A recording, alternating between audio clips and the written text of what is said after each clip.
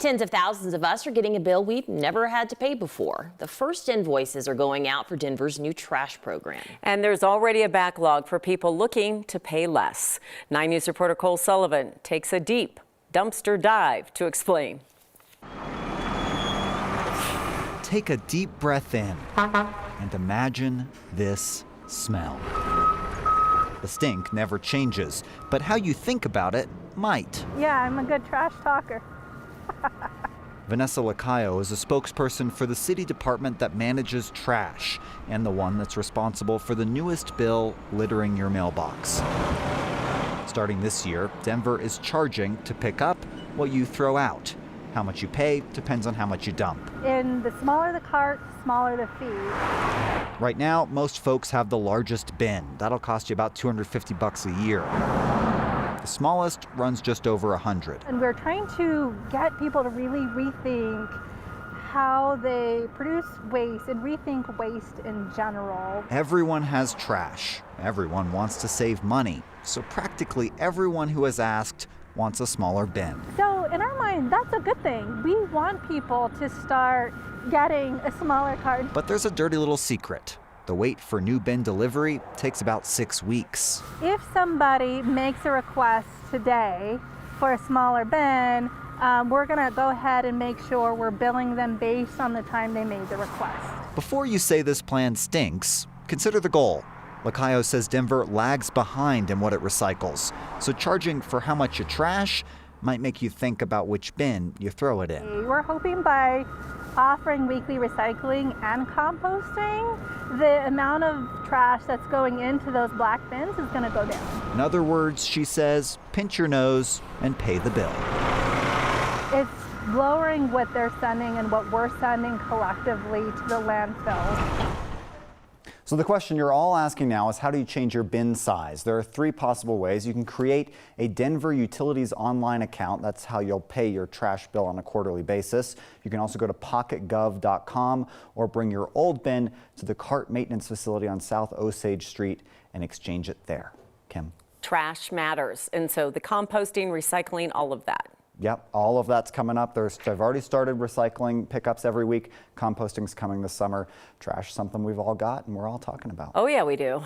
How much is the question? All right, exactly. Thanks, Cole.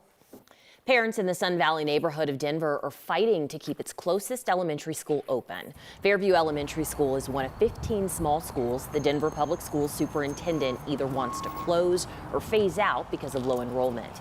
DPS says Fairview Elementary is projected to have just 118 students. At a community engagement meeting tonight, parents said that number is about to change. Denver Housing Authority said starting next week, hundreds of affordable housing units are opening in Sun Valley, and even more will open in coming months. Honestly, I think the closing of Fairview would be devastating for some of the people here in this community. It's all low income, so a lot of people don't have the transportation or the means to be able to get their kids where they need to go if they're not getting that help in the transportation. Fairview is one of 3 schools that could see closures or changes next school year. The superintendent says the school board needs to make changes with Fairview, Denver Discovery, and the Math and Science Leadership Academy. 12 other schools are on the table for changes in the 2024 school year as well. The superintendent is proposing closure or not taking new students, but he's also taking more community feedback on how to handle things. Today, the classmates of Luis Garcia gathered and started building a memorial outside of East High School. The 16-year-old died in the hospital yesterday, more than 2 weeks after someone shot him outside his school. Students, staff, and neighbors dropped off flowers and other mementos to remember Garcia. His teammates on the soccer team put together red shirts with Garcia's number and the slogan, "Angels Against Gun Violence." Since the shooting, East students have been asking Denver Public School leaders and the Denver City Council to do something to stop gun violence on the campus. Students feel really unsafe right now, and we're just tired of having to speak up. We want the adults to do something within our community. Tomorrow, East students are planning to walk out of classes and march to First Baptist Church near the state capitol. It's part of a rally against youth violence. Just within the last 15 minutes, we learned the DPS school board is taking a new step on gun violence. Board Vice President Aonte Anderson says all school board members are signed on to a resolution calling for state lawmakers to pass a ban on so-called assault weapons. Denver says migrants arriving in Denver are no longer an emergency. With 2 to 3 dozen people coming to the city each day, Denver's calling off its emergency response and handing the work off to the city's Human Services Department. Denver's helped more than 5,200 people since mid-December. Right now, nearly 1,200 people are staying in shelters at partner groups. 100 are in a shelter at a city building, which reopened just in the last few weeks. The city's still taking donations on Thursdays and Fridays. Colorado's gas prices are rough right now. AAA shows our average is $4 a gallon, though there are some places where it goes a lot cheaper, even with Colorado's only oil refinery mostly shut down. Think about Denver or the North Front Range losing 4 out of every 10 grocery stores you have. Supply shortages increase costs. Without the Suncor refinery fully running, Colorado's lost about 40% of its market for gas. It's driving up prices in most of the state. But a trade group for the gas industry says some spots in northern Colorado might be better off because they get their fuel from other places.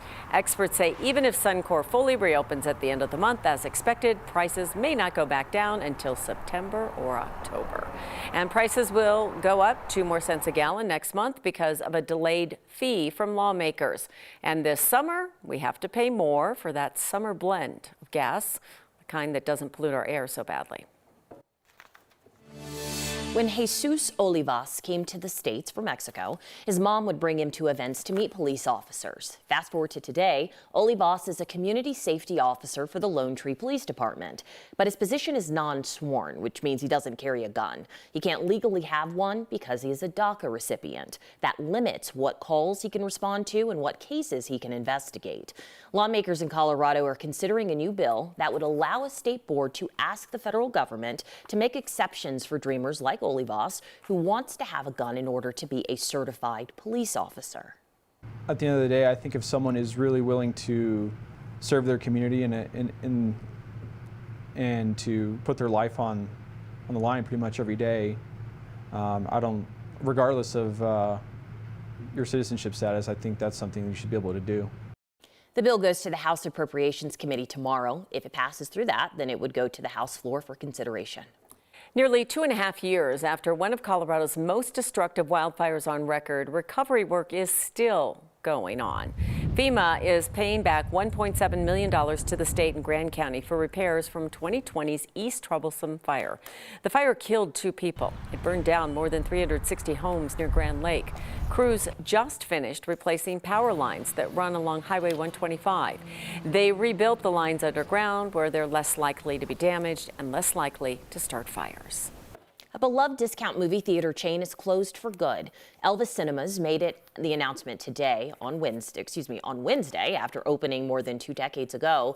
It's 3 locations in the Denver area were some of the only places you could watch a movie for just a few bucks. 9 News reporter Kelly Rinke spoke to an employee about why this place meant so much. Elvis Cinemas offered movies for under $10, but the memories at the discount theater became priceless. I started working September 29th, 2014 was my first day there. I was 16. I'm going to be 25 this year. So, next year would have been the 10 years for me working there. Carolina Shirey worked at the location in Arvada for nearly 10 years. Until yesterday, when the chain announced it's closing for good. From my understanding, the rent during COVID was not paid for. There was a complication and an issue there with the complex. She had to say goodbye to customers. Goodbye to a place that made taking the family to the movies affordable. During the weekends, it was only $8, $10 for adults. During weekdays, it was only $6 and $7 for adults. Before the pandemic, Elvis Cinemas played second-run movies, the ones that had been out for a bit.